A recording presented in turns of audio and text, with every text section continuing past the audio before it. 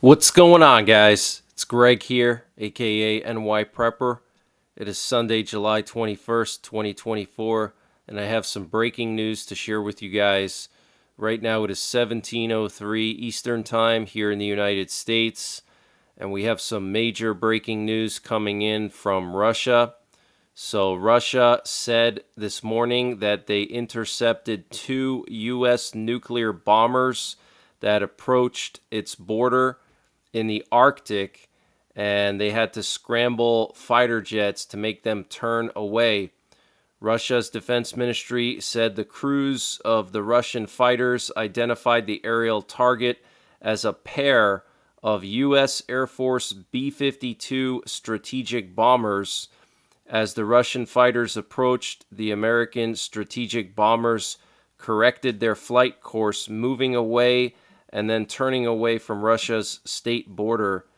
In June, Moscow accused the U.S. of using its reconnaissance drone flights over neutral waters in the Black Sea to help Ukraine strike the Crimean Peninsula. It said the flights increased the risk of a direct confrontation between NATO and Russia, and that its army had been instructed to prepare an operational response. Okay, so Russia intercepting 2 B-52s over the Barents Sea, and we were actually tracking them live very late last night. There were several aerial refuelers that took off from Poland, from Powidz Air Base in Poland, which is the most advanced air base in Poland. That's where F-22s were stationed in Poland for some time in the beginning of the Ukraine war. That's also where a B-2 stealth bomber landed one time. And so several aerial refuelers, 3 of them, went north last night up into Finland, and they escorted those B-52s. They provided refueling for them, and Finnish F-18s escorted the B-52s towards the Russian airspace, okay? So this is extremely serious, guys, okay? And here's a statement that was put out by the U.S. military stating that the 2 bombers in Finnish airspace was part of training. Apparently this was historic. This was the first time that Finnish fighter jets took part in escorting U.S. nuclear bombers over Finland. So this is very, very serious, guys. We also have an update on Trump's health. And Biden has dropped out of the race, and he has endorsed Kamala Harris. I'm going to read to you the official statement from Biden that was released this morning. He's going to give a speech this week about it and talk about it in more detail. I also have a report from Trump's doctor, so I'll read that to you guys in a little bit. We currently have U.S. nuclear forces on high alert. We currently have 3 Boeing E-6B Mercuries in the air. These are nuclear war command and control planes responsible for communicating with our submerged nuclear-armed submarines, and also for launching our Minuteman III ICBMs from the air if necessary. So we have 3 of them airborne right now, which is a lot for a Sunday afternoon. And then also we have a B-52 that just took off from Edwards Air Force Base and is currently crossing the Rocky Mountains. And there was an emergency action message just a few minutes ago that was directed towards this B-52. Okay, an emergency action message is a nuclear attack option, and it went out over the high-frequency radio waves to the B-52 here, okay? We also have this U.S. Coast Guard reconnaissance plane, it looks like, patrolling the Outer Banks, and they've been patrolling this area a lot lately with AWACS planes and different reconnaissance assets. So something's going on over here off the coast of the Outer Banks. We also currently have several Russian doomsday planes up in the air right now. They just took off from Moscow and they're heading east. Okay, very, very concerning. We also had some U.S. Air Force heavy cargo planes go to Ramstein late last night, so probably moving equipment over to Ukraine or into the European theater.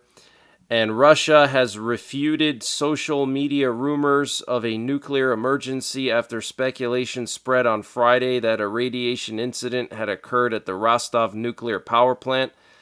The Rostov nuclear power plant is operating normally. The background radiation is normal. The messages that have appeared about the emergency are fake, Russian state nuclear company Rosenergoatom told state-run news agency RIA Novosti. So I reported on this. I was probably one of the first to report on this. Basically, one of the 4 reactors at the Rostov nuclear power plant had to undergo an emergency shutdown due to, I think, a turbine problem. And there hasn't been any spikes in radiation as far as we know, but it did cause 90% of the power supply in southern Russia to go down. Okay, so people have been without power in southern Russia since then, and a lot of these Russian people have been fleeing to Europe. We've been seeing a lot of them trying to get into Europe because they don't have electricity, and there's no time frame for when the electricity will be restored. So this is very concerning. This update was sponsored by My Patriot Supply. Guys, My Patriot Supply has brought back their 25% discount on their 3-month emergency food supply. And to get the discount, you got to use the link preparewithNYPrepper.com. And the link is in the description below this video. But this 3-month emergency food supply has a 25-year shelf life. It includes over 2,000 calories per day, breakfasts, lunches, dinners, drinks, and snacks, all contained within 6 rugged, water-resistant buckets, and free shipping is included. So use the link preparewithNYPrepper.com to get $200 off or 25% off of the My Patriot Supply 3-month emergency food supply. The link is in the description below this video. Free shipping is included. They also have a general store where they sell all kinds of prepping and survival products, and they're always running various discounts. And to get to their general store, you just got to click on the My Patriot Supply logo when you get to preparewithNYPrepper.com at the top of the page, and you'll see their general store where they sell all kinds of prepping and survival products, and they're always running discounts here. So use the link preparewithNYPrepper.com to get 25% off of the My Patriot Supply 3-month emergency food supply, and the link is in the description below this video. And we're now hearing that the CrowdStrike quote-unquote global IT outage affected less than 1% of Windows machines, but it was enough to send the world into chaos. Microsoft estimated that 8.5 million machines using Windows software were affected. Experts say the outage could cost billions of dollars worldwide and take weeks to resolve. Now, yesterday, Microsoft was telling people to reboot their computers 15 times in order to fix their computers, okay, which is absolutely insane. All right, but less than 1% of Windows machines affected, and look at the chaos it caused. So I believe that this was some kind of a test by the New World Order. They wanted to see what kind of damage it would do and how people would react. And the next time it's going to be a lot bigger, and I think it could happen right before the election. We could see a massive global IT outage right before the election. We could also potentially see a massive bird flu outbreak out of nowhere, and we could even see World War III break out right before the election as well. Remember, guys, that if there's a war going on or some kind of a civil emergency, the president stays in power, okay, until that emergency is resolved. So just keep that in mind. I'm not saying that, that's definitely going to happen, but it's something that could happen, okay? If the powers that be feel very desperate, they will do something. But this global IT outage, in my opinion, was a test by the New World Order, and the next time it's going to be a lot bigger, okay? And various sources in China are reporting that Xi Jinping is close to death, and he hasn't been seen or heard from in over a week. Okay, he suffered a severe stroke, and rumors are floating around now that his successor is going to be a guy by the name of Kai Qi. That's spelled Caiqi, and he was the guy who filled in for Xi Jinping in the third plenary session of the Chinese Communist Party last week.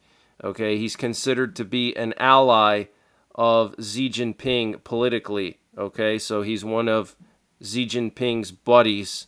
Looks like he's probably going to take over, but this is absolutely insane. And I want to remind you guys that DARPA invented the internet. They invented the ARPANET to communicate between all of their different facilities around the U.S.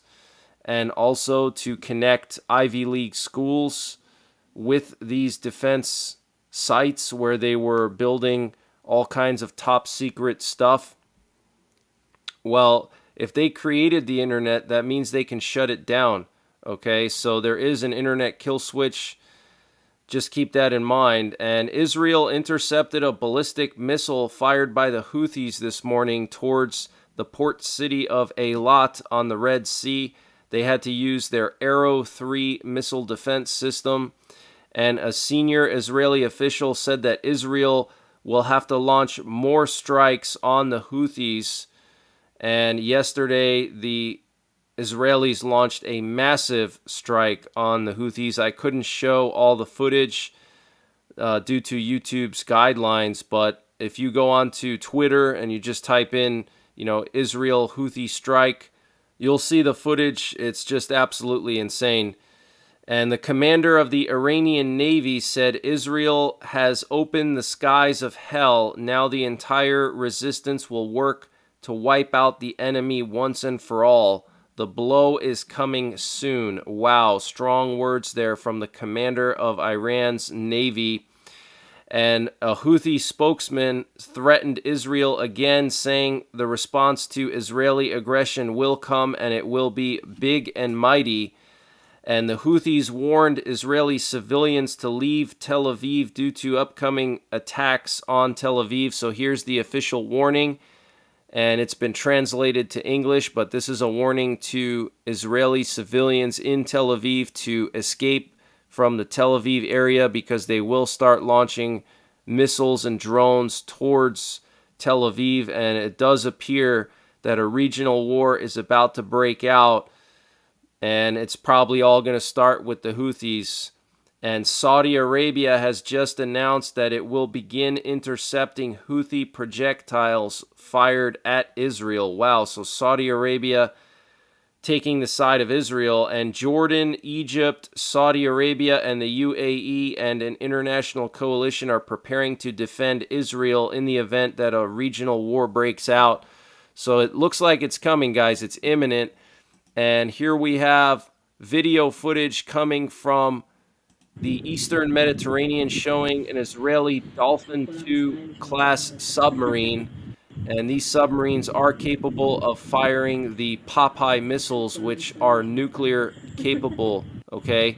So Israel is on high alert right now. They have one of their subs out in the Eastern Mediterranean, and it could potentially be loaded with nuclear-tipped cruise missiles, the Popeye missiles. Absolutely insane. And Israel has begun reinforcing defenses ahead of an expected Houthi retaliation. The Transportation Ministry has held urgent sessions to discuss potential attacks on seaports, airports, and the train system. And the IDF is preparing to launch heavier strikes in Yemen if necessary. And we have some additional details about the initial strike on Yemen by Israel. So apparently dozens of veteran pilots, reservists, squadron commanders, and colonels led formations with numerous aircraft, and Prime Minister Netanyahu and Defense Minister Yoav Gallant approved the operation on Friday morning, and maybe that's why we had all those EAMs on Friday afternoon, because they approved it Friday morning local time, so that would have been afternoon U.S. time, and we had like 40 emergency action messages in just like 3 hours on Friday afternoon. On Saturday at 14:30, a formal cabinet meeting was held for approval, and around 1500 the takeoffs began. The political echelon insisted on an Israeli strike and not a joint operation with the U.S., which was informed. This daylight demonstration showcased Israeli offensive power against Iran, emphasizing the ability to strike east of Tehran, not just as a threat. Okay, so Israel wanted to show that they could do this, okay, that they could pull off a long-range strike. And I showed you guys the footage of the Israeli F-35s that were escorted by aerial refuelers. And according to a security source, 10 targets were attacked around the Hodeidah port, not just the oil depot. The aircraft flew low and noisy over Yemeni soil, not just attacking from a distance. So they flew right over Yemen. They didn't launch from far away. And Israel anticipated that the flames in Yemen would burn for several days, and appropriate munitions were chosen for this purpose. The targets were already chosen in the early months of the war in case there were ever an escalation with the Houthis. So these targets have already been identified by Israel. And then just 2 months ago, the Air Force trained on refueling missions over Greece, which was not a coincidence. Okay, so they were training for this.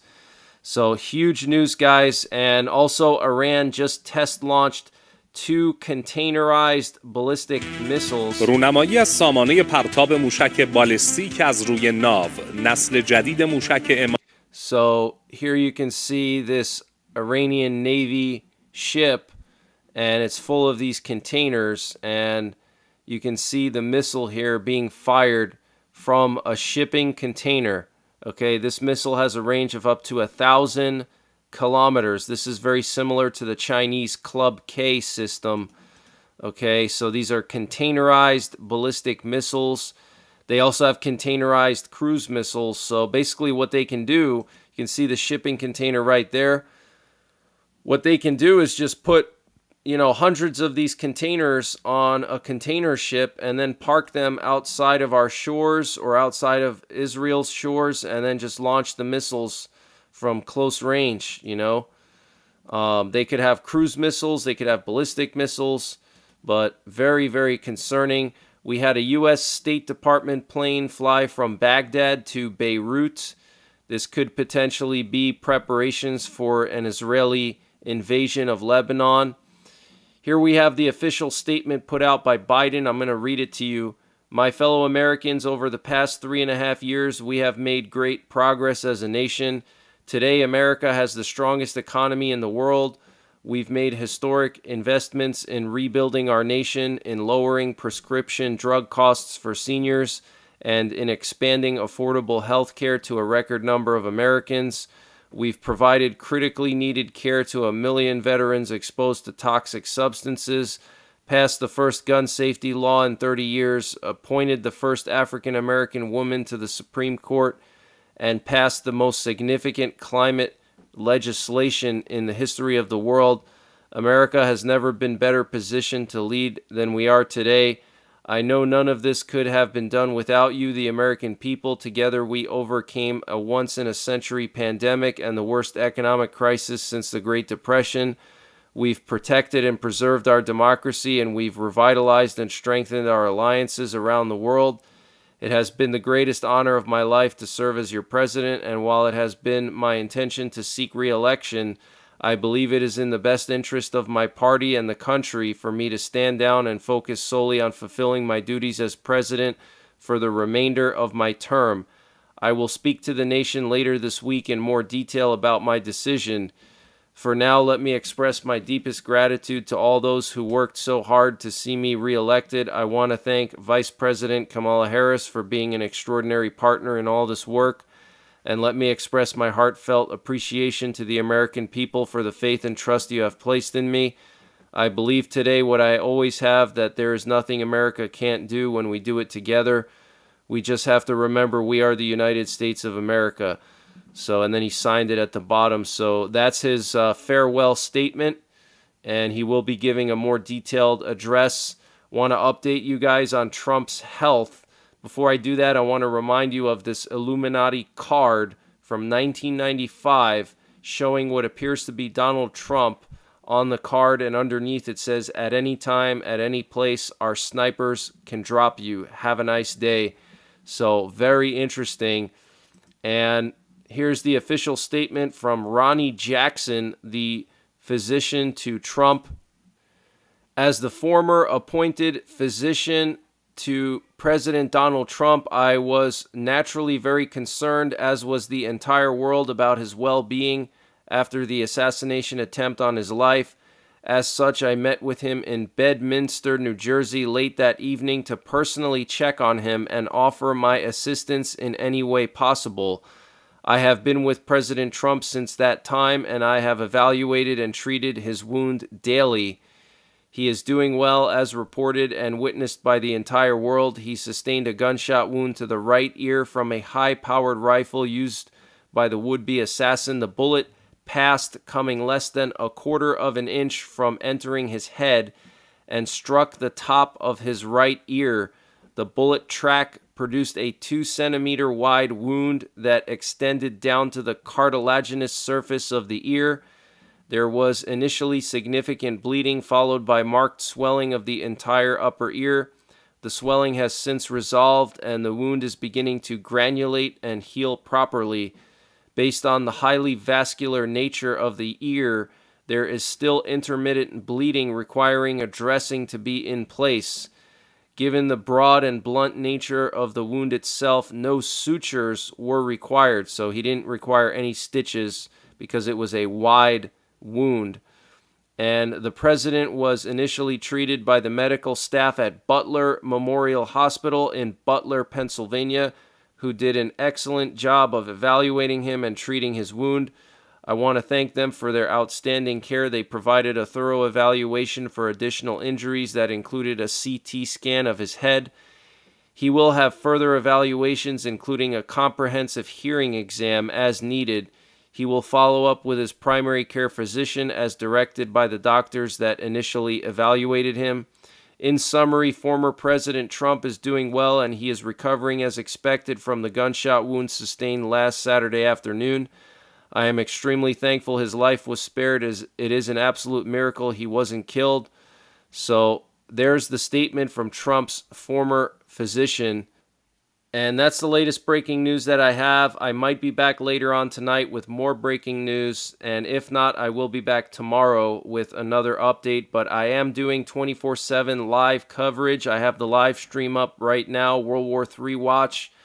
We're covering the emergency action messages, the flights, the nuclear forces. We have a camera from the Polish-Russian border. So we're going to be doing live coverage throughout the night. So come in and hang out. I'll probably be popping in and out of that stream throughout the rest of the night.